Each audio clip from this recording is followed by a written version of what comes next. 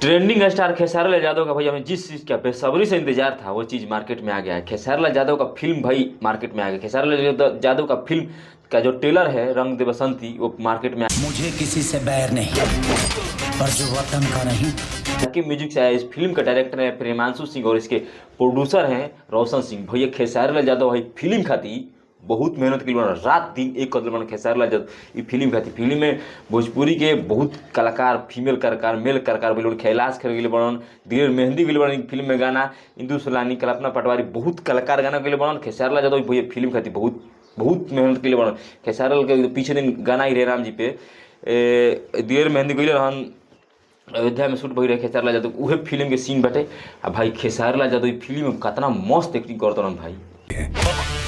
शेर नहीं सुअर है तू। एकदम खेसारी लाल यादव को भाई जे भी चाहे वाला भाई पेज के फॉलो जरूर करी और लाइक जरूर करी। खेसारी लाल यादव के भाई जौन फिल्म बा बहुत लाजवाब। हम कहे कि जाके यूट्यूब पर अभी तुरंत देखनी 6 लाख आदमी देख ले बड़न।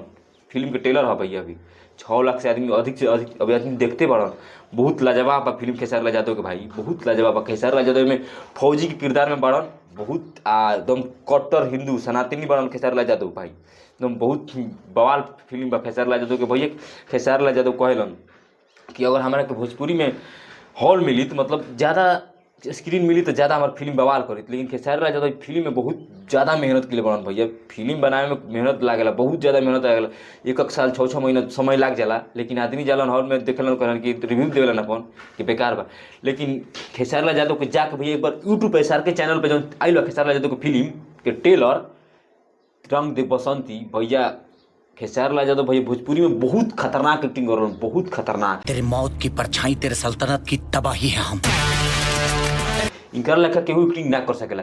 काहे कि फौजी के रोल करल बहुत आम बात नहीं है। काहे कि इंडियन फोर्स में भैया खेसारी लाल यादव बाड़न एकदम साफ दिखाओ तो कट्टर अब हिंदू जागल बड़न, हिंदू जागल बड़न। खेसारी लाल यादव भैया फिल्म में कुछ सीख के मिली। काहे कि खेसारी लाल के जे पहले भोजपुरी में फिल्म लागत रहे, कोनो भी फिल्म भोजपुरी में खेसारी लाल यादव के लागत रहे तो फिल्म आदमी देखे जाता है। कॉमेडी कॉमेडी के हो गाना गावस खेसारी लाल चाहे एक्शन करस। लेकिन ये फिल्म बहुत लाजवाब बा। काहे कि बहुत मेहनत के लिए बा, रात दिन मेहनत के लिए बा खेसारी लाल यादव भाई। ये फिल्म बहुत बवाल बा।